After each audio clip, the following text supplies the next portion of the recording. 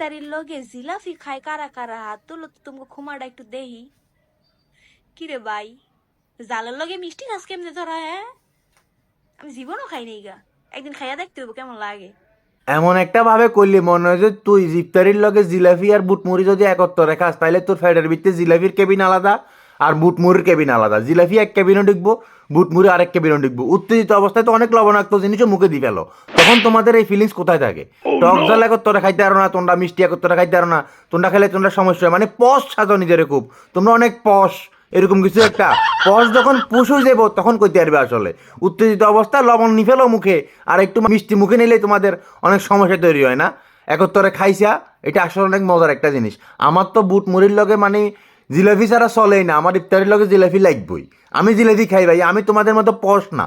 আমার কাছে এটা ভাল লাগে, যারা খায় এরা বুঝে এটার কি টেস্ট। যেগুলো জীবনে খায় না সেগুলো কি আর বুঝবো এটার ভিতরে কি মজা?